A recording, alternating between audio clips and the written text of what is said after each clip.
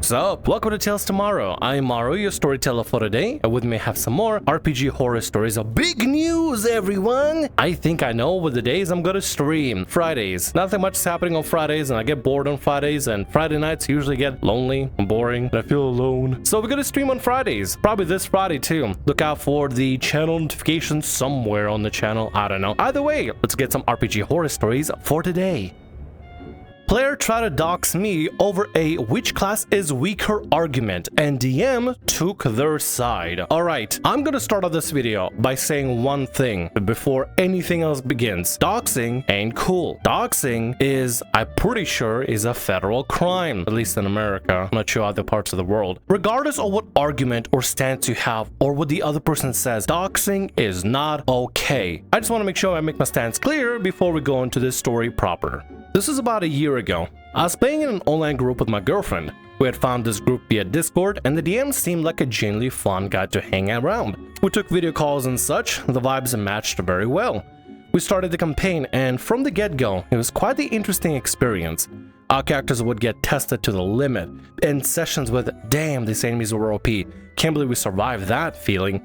There were about 5 of us, but one player was creepy, uncooperative, and overall hedonistic. They played a druid and would describe the character in great detail as a 6'10" tall dumb furry whatever that just turned into a beast. It was a wild experience. Aha, I see what you did there. This post is not about them, but about the player that replaced them. I notice it's a pattern with a lot of people when they want to play a dark, broody, edgy character. It has to be over 6 foot, be like 6 foot tall, dark, broody, big and muscular, sometimes a sexy furry. I don't know what it is. I've even noticed it with my own friend group sometimes, like, oh, you coming in? What kind of character are you making? It's a 6'14" dumb furry or scaly or something. Nothing against my friends or anything. I don't mind if they're furry, scaly, or whatever the hell you are, but it feels like there's a pattern. Is that just me? After the druid player was kicked out, this new player, let's call them Daniel, came in. Daniel seemed okay. Actually, a great change of pace for the party. They would give good ideas, engage in a bit of tomfoolery in a very modest way over a great addition. That is until someone spoke of one D&D and discussed classes. This campaign was happening as the 2024 PHB UAs were being released. One D&D is what D&D wanted to call itself when they were trying to put together the 2024 player handbook before they scrapped that idea and just said, oh, it's just the 2024 edition of 5th edition D&D. Instead of calling it, 1.5.1 or 5.2, 5.3, 5 alternative. They could have come up with any name. They were like, oh, it's 5th edition, just different year. Makes it definitely so not confusing whatsoever in the slightest. Daniel thought rogues were the most broken class in the game and they should always be gutted in every game. I found that foolish, and so did the other party members, but only I was vocal about it. They would also say the paladins are getting absolutely destroyed and becoming the weakest class in D&D with the updates, which is why he hated, he put emphasis here, one D&D and everyone who supported it. Once again, only I was vocal to tell him otherwise. Paladins are getting their powers redistributed, their Nova is somewhat disappearing. They can still deal a lot of damage, and their options each turn are getting expanded a lot.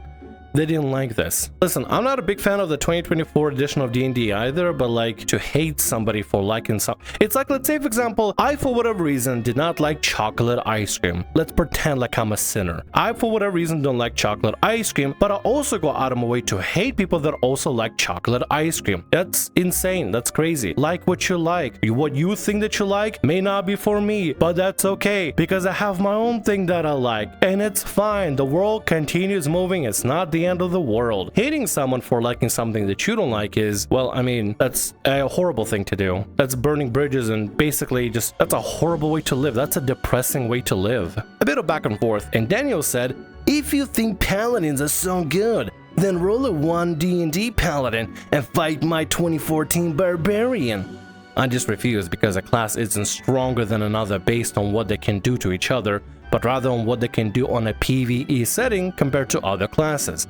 It's certainly not fun if you're up against a boss and the paladin drops max level smites in one turn to take 80% of the boss HP while the team deals the rest. It doesn't feel like the others earned the win. They called me a coward and a cheat. I escalated by calling him an idiot that genuinely believes rogues are broken. After escalating on both sides, they started threatening to dox me.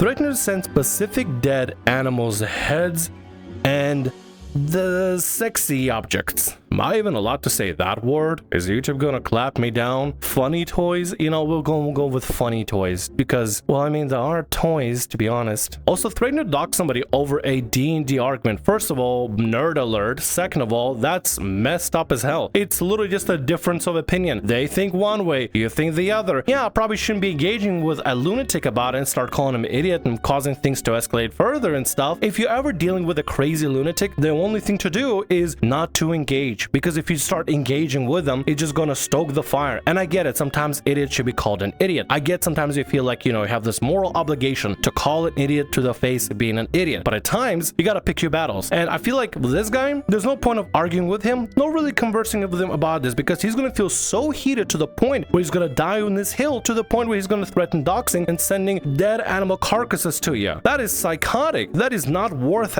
picking this battle whatsoever. Don't pick this battle. Best don't even have this guy in your group at that point. As someone with knowledge in the matter of doxing, the threat didn't scare me, but the intention behind it did. It's generally borderline impossible to get one's location via IP without an IP grabber. We had a player in the game that generally said those things. Took 2 hours of fighting back and forth and me belittling them and provoking them to show me my IP then, until Daniel finally admitted he was full of crap. The most messed up part? When the DM caught wind of this, Daniel started gaslighting me and saying that not only I started it, I threatened them. Because I took screenshots, I showed the receipts to the DM in private. They told me it's my fault for poking the landmine.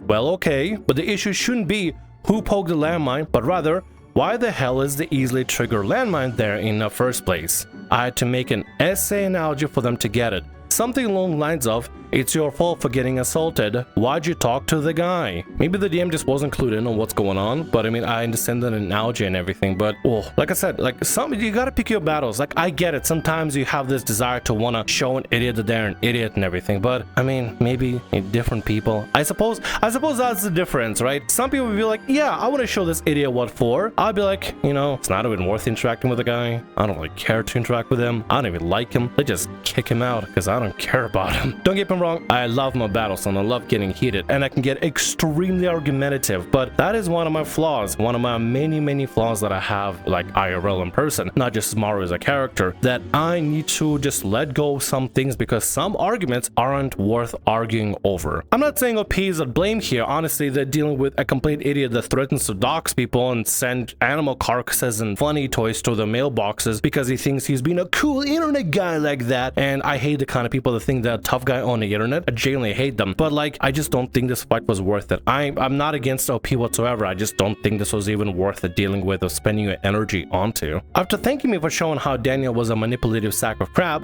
he said he put the campaign on a hiatus to recover from this. I come to find out a month later via another player, let's call her Layla, that the DM was making another campaign excluding me and my girlfriend to play with the other players and Daniel. Layla didn't tell me on purpose. She thought I'd be joining too, because she was just asking for advice on creating her character. At this point, I just gave up. A few months later, when the DM wanted to resume our campaign, me and my girlfriend told him no and quit. Also, I'm aware there might be a few holes here and there, but I have some trouble organizing these things in a post. It's my very first time posting here.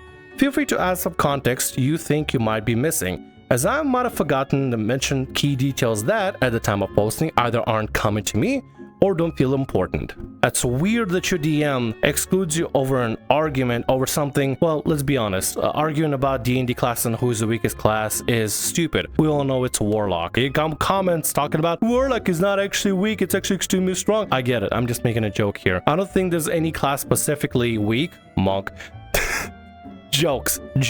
I'm gonna stop right here. Wait, I'm not starting this argument. I don't want any of this argument in my comment section. Trying to argue which class is weaker and which class is stronger, it's gonna depend on the campaign and the kind of DM you have, and if the campaign or the character is built specifically for that campaign to be optimal, or is it like depends on optimization on generalized campaign. The way I see it is basically the same thing as trying to argue who can beat who in a fight, Goku or One Punch Man. Like, yeah, theoretically you could probably put in some data here and there that could be relevant to your argument, argument or not relevant to the argument, but does it really matter at the end of the day? If you want to have a friendly discussion, just talk to your friends about it and figure out, what y'all think, that's completely fine, because, it's a discussion. But having arguments over that during a campaign at the table when you're supposed to be playing with your group and stuff, your friends or whatever they are, playmates, I don't know, your group, but having this non-constructive conversations and even arguments, not even conversation, is straight up just an argument, having this unnecessary interaction over who beats who is weaker, who is stronger, over with your group when you're supposed to be enjoying the game instead of playing the campaign in the game. It doesn't matter ultimately. It doesn't matter. It's not worth having these arguments and fights over this, like who can beat who. And it's also extremely silly for the DM to be like, okay, well, I'm gonna take OP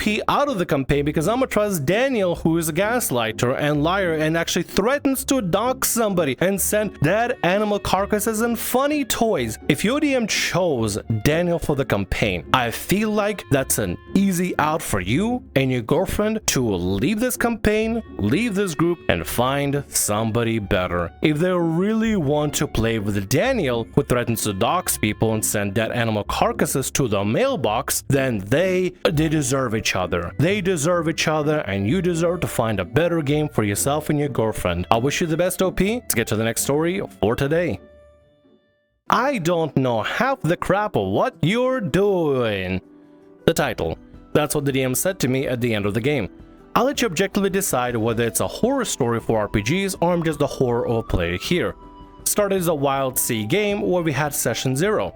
I knew the DM from another game where we played a Warforged who was really a Warhammer Tech Priest character export. I threw up my idea for a character, gave him a unique backstory, and an Amberclad. Amberclads are basically people from the past who survived the apocalypse canonically, so the mindsets are different from the current era. Gave him a quirk that my character did not fear fire, and long story short, at his prompt I put in a lot of detail into my character. He promised it would be a game where these things matter, and so I went in, an Amberclad chef on a ship of sailors. Every time I cooked, I drew out pics of my food, described the ingredients and taste and effect. Even though the specimen he gave me were kind of offhanded, with barely any details, I took them with glee. When his story took place, I wrote down notes every session and was always the one who recounted the last session as a recap before we begin every session. When the sessions went on, I noted down everything he said and used them in the story in character to help come up with solutions, and when scenes happen, I made my character have a reason to involve everyone and find them and tell them all about it to get them on board in the scene. Damn, this is commitment. Taking notes, figuring out what everything the DM said to try to find ways to use the things the DM mentioned, and finding ways to make everybody participate. Yo, are you like the perfect player or something? What's going on here? I mean, I was invested. I found the Wild Sea setting interesting after reading it from the rulebook. He said it would be a good game. Meanwhile, I started to slowly realize all his NPCs were gritty and just unpleasant to deal with. We entered port, they pointed guns at us. We offered to help, they said do whatever we want. We saved their ship and found its remains, returned it to them. They didn't reward us. They got angry at us, went to officer to rescue their missing people, they abandoned us halfway and blamed us for the attacks. I was getting real suspicious while all the NPCs were like that. Then I realized, oh, this is how Warhammer characters behave. That franchise had a bleak and nitty setting, and this was coincidentally how he perceived people should act too. Is it? I mean, listen, I'll be the first person to say I am not the biggest lore nerd when it comes to Warhammer fantasy, Warhammer 40k, or any kind of setting like this. However, I feel like if you are, it's kind of the trope, right? When you first enter the thing, people are kind of cold to you, but as you do more stuff with them, they kind of warm up. Yeah, there can be double crossings. Yeah, people can be selfish. And yeah, things can be a little more grim, dark, nitty gritty. But at the end of the day, if no matter what you do, you never get thanked or paid for that, or you get abandoned completely halfway through, it kind of, I feel like for most players, it would kind of discourage them to want to interact with people. It's like, well, we helped them, but they didn't pay us. So we helped them again, but they abandoned us. We helped them a third time, but they just said, screw off. Like, why would I even want to help these people? It's fine if players have a motivation to want to help these people, but I feel like the players aren't given anything whatsoever. So the players need to kind of find their own reason to want to help these people whatsoever. Does anybody have experience with this specific scenario or this specific, like, I guess, adventure or this setting? If somebody has any experience with this setting, is this normal or is the DM just, running it terribly? So I felt like, okay, all right. Well, to be realistic, my character should get mad at these NPCs who were arseholes to us no matter what we did, right? So my character had a quarrel with them. They blamed my character for using fire to save them. Alright, fair point. Then they proceeded to start blaming all their woes on my character for getting the actual enemy NPCs who kidnapped their ship and killed their people. At some point, all his NPCs forgot that they were constantly harassed by these pirates we are fighting against, not us. I try to make sense of it, but the reason was always, it's the wild sea, people are like that. Then as the game went on, there were more weird things like biomechanical corpses, high-tech weaponry, machine melding with plants, and all the gore. I reacted as my character would. He was a flimsy human, or ardent, and if something attacked him, he would attack back. The DM seemed really pissed when my character attacked back, and I was more bewildered than ever.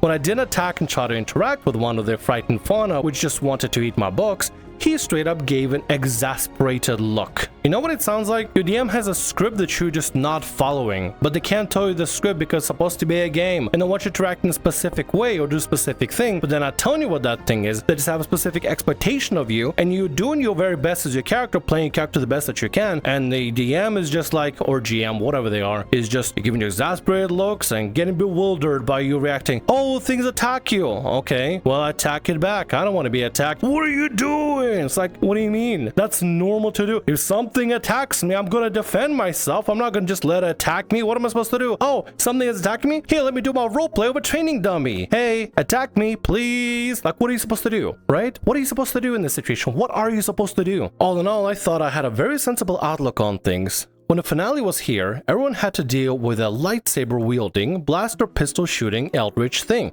I didn't even know where the heck that came from. Nothing up till now made sense.